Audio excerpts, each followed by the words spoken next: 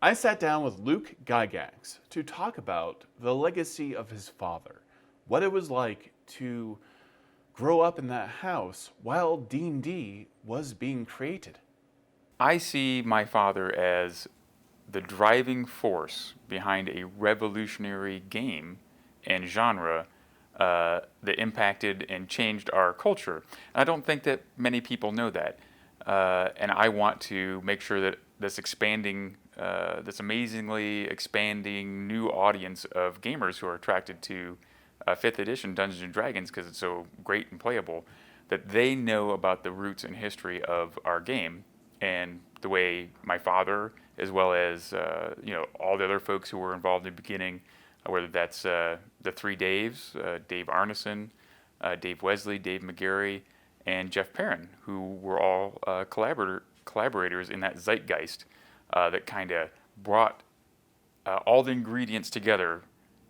And my dad gathered them up, packaged them, and transmitted that idea to other people so they could replicate it in those first 3 little booklets of original Dungeons and Dragons. I just don't want people to. I want people to be able to trace their roots, their game, back to those origins and understand it a little bit better and gain a little bit of appreciation. Why do you think D&D had such a massive impact, not only on the game industry but also pop culture at the time? Well, it caught on at the right time. It's the Vietnam War is just ending. There's a lot of malaise, and what better than to escape from the world into a world of fantasy where you can be a hero and you can change the world that way, and that's exciting. So I think there was something there in that. But what's the critical factors for Dungeons and Dragons is that it was a totally different game. Role-playing games didn't exist. In fact, if I recall correctly, it was a fantasy war game played with miniatures. They didn't even know what the title they were going to call it, and it broke the mold. If you were going to play a war game, it was you're looking back in time on a historical situation generally, and it's prescribed. These are the forces that are there. Here's your commanders. It's not a person that you're playing. You're playing units. Or even if you're playing something, it's a fixed character. You're the shoe in the Monopoly board going around. What Dungeons and Dragons did is it said, okay, well, we don't have a board. We don't have a beginning and an end. And oh, by the way, you're going to play a character, and the game can go on one session. You could just have one session, or you could have a game that goes on years. And there's the idea of this referee, who later becomes the dungeon master, is building this world. They're bringing their own fantasy world together. There's these guidelines that are here, but really it's coming from the dungeon master, the referee at that time. That person is going to create this world, and then the other people who are players get to contribute to it, and you kind of weave this fabric of a story that becomes the campaign, that becomes this world that you play in and you share. And I think that was very unique. There's no boundaries, there's no board, there's not a set beginning and ending. What other game had that? I think that's the revolution. I think that's why it appealed to people. And it still does today. What kind of dungeon master was your dad? He was a good dungeon master, but I think he was more earlier. He was definitely more. Let's get to the all right. You're down. You're at the beginning of the dungeon. Let's go. And I'm gonna describe things to you. You definitely. Well, I guess I'm taking all this sort of stuff is for granted that this is how everybody did it. I remember reading through B2 recently when I wrote one of the forewords for it for Goodman Games, and they redid it. And I remember reading the instructions on how to run the dungeon was like listening to my dad talk, because I was like, well, wait, this is exactly how he did things. I think he gave advice like, don't let them see the map. Be somewhat vague if they don't know the exact measurements. Keep in mind there could be various things like that. So when you were down there, it was up to you. Part of the game was the exploration portion of it. So you had to figure out this dungeon the design of it, find any areas that looked suspicious. Like maybe, well, why is there this 60 by 60 area that there's no apparent entrance to, but there's a whole bunch of passages all over everywhere else. This kind of stands out. This is atypical. You would have to figure that out and go, okay, maybe there's a secret door there, or, you have to do a little bit of the exploration of the unknown, figure out kind of the puzzle or the rhyme or reason to it, what's hidden down here, because there's going to be things hidden. So that was part of the game. And also, not just throwing the dice, but talking about what you're going to do and describing a technique or a tactic, because there wasn't skills that you could fall back on. So if you wanted to do something, you kind of had to say, well, this is what we're going to do. Or you don't really have a skill in this area, but if you can tell me what you're going to do, maybe I'll give you a little bit of a bonus to figure it out. So I think those were some of the parameters that were the expectations that he would have when you were playing. You had to be thinking, you had to be on your toes. You couldn't. You just had to be aware of your surroundings and everything that was going on when you were there. So typically, if you're in a dungeon adventure, you'd be like, okay, you descend down the stairs and you force open the door because you had to roll to open doors because they're all swollen dungeon doors. And then you go, you step out into a 10-foot wide corridor to the east and west. Your torchlight sheds, 20 feet down the passageway in each direction, and you could look around and describe it, but then it would be 10 feet, 20 feet, 30 feet, door to the south, passage continues, west, or whatever the case may be. And you're mapping and figuring it out, and when you defeated a creature, you had to look for the treasure. It wasn't always just, it has, this magic item there. You had to be, it was an investigation. It's the problem solving. It's puzzle. It's solving a puzzle. So that was the expectation. There wasn't a lot of freebies. I guess he was a parsimonious dungeon master.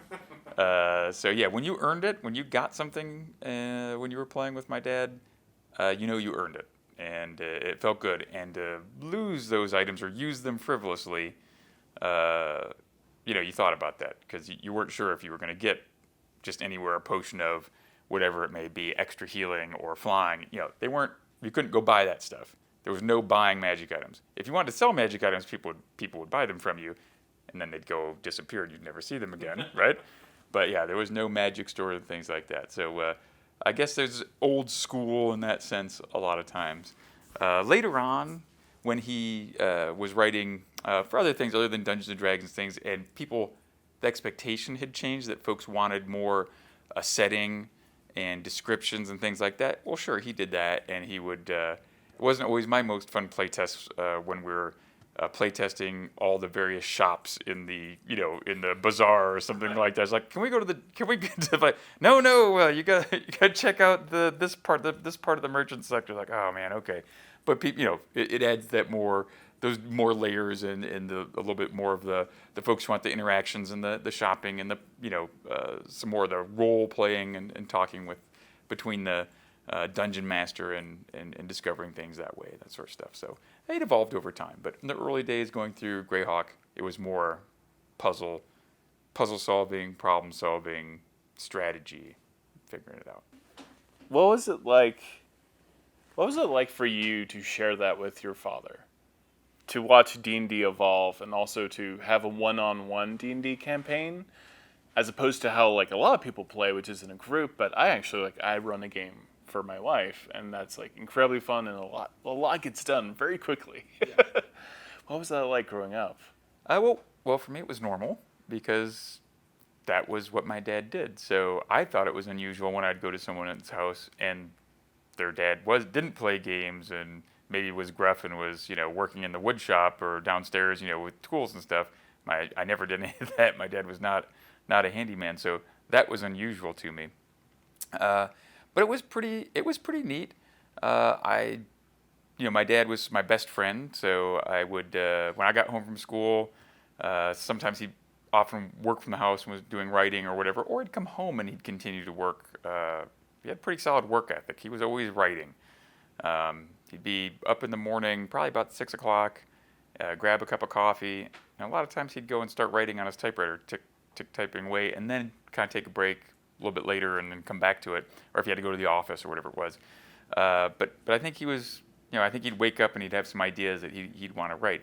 And same thing when he'd get back from the office, or if he was there, and I would sit in our study, and it was the 70s, so it was a wood-paneled study with leather-bound books and some comfy overstuffed leather chairs and his desk that he's working at. And I'd be flipping through the Monster Manual or whatever, Fiend Folio, maybe even as those things, and or reading, the Dungeon Master's Guide and looking at the pictures and reading through, and I'd have a question. Maybe I didn't understand something, and I would ask him a question, and he's typing, and he would ignore me, I would think, and then like 5 minutes later, he would answer my question. I'd be like, "What?"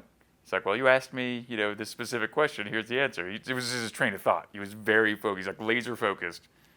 But he kept that question over here, didn't let it distract him, and then he would answer. But I would sit there for hours pretty much every night, looking through stuff and just hanging out, and then, sometimes we'd play games, but I did play in larger groups, and we play tested things. They would oftentimes be at our home, like Sajkanth, the Lost Caverns of Sajkanth, S4, I believe. That was fantastic. So that was so big, I did some solo adventure through it, and then with various other people in there, and that was fantastic. We had my friend Jerry Savage. I knew him as Sonny Savage because his dad was also Jerry, but he goes by Jerry now. So Jerry Savage, who's a retired Army officer, ended up it's kind of my inspiration to join the Army, with Sonny, and then now he's a woodworker, and he does all sorts of neat woodwork and special stuff for Gary Con's neat items. But and David Kuntz and Richard Kuntz, local guys. Jeff Dolphin, who was just a neighbor kid. So my dad would and sometimes Jim Ward or Francois Frodeval from France, who did the French D&D stuff. Whoever was visiting, he'd bring us all in, and we'd have this diverse group, and we'd go and we'd play test it, and it was a heck of a lot of fun. So yeah, I had a great childhood. Now that I reflect upon it a little bit more, and answering questions like that makes me think about it. But yeah, it was pretty cool. But that was kind of the way it was. So I didn't really know that at the time. That was just my childhood. Not only growing up in the 80s and seeing that massive popularity of D&D, but now you see this resurgence that's happening right now. What has this experience been like for you? You're proud of your dad. How would have your dad reacted to all of this? I'm very proud of my father, and it's I always have been. He was kind of the guy I wanted to. I idolized him a little bit, and I think many children idolize their parents. But I certainly wanted to live up to those things that he'd done. And then you struggle through the teenage years, and it's a little difficult to be a child of somebody who's known for something or very good at something. It can be challenging. So I had to wrestle with those things, and I went and did my own activities. And I've kind of come back to gaming later on after he passed away. I realized I'd done a little bit. I've done the Lost City of Gaxmore and a few modules and some small activities in the gaming arena, but I hadn't really done much. But I realized that's something I wanted to do. It's something I think my dad wanted me to do. So I run GaryCon every year in his honor and his memory, and bring people together and my family, and we celebrate his life. And it's a great way to remember him and to make a time that would normally be sad into a time we look forward to and gathering together and sharing camaraderie with people. And so that's been very positive. And I use that, and I write modules for GaryCon, but I don't really publish them. I sell them at GaryCon, but that's a very small distribution of a few hundred. So it's not for financial, it's not a commercial use, but it's more something that he wanted me to write. And I figured, okay, well, I'll do that, and we'll do it at GaryCon. So I'm very proud of my father, and I think that he would be very happy to see that his game that he created all those years ago, the game that he was so driven to create, that he believed in so much, that he got together with his best friend Don Kay, who took a loan against his life insurance for $1,000 in order to have the money to publish Dungeons and Dragons. that game is still going over 40 years later, and it doesn't just have, he didn't sell 10,000 copies, which he was pretty excited about, like, hey, I might sell 10,000 copies of this. This is a great game. It sold millions and has brought endless hours of joy to people, and I think had a positive impact on thousands and thousands of people throughout the world. So yeah, that's pretty cool. Thank you, Luke, for being on D&D Beyond. I'm Todd Kenrick, your host. Thank you so much for watching.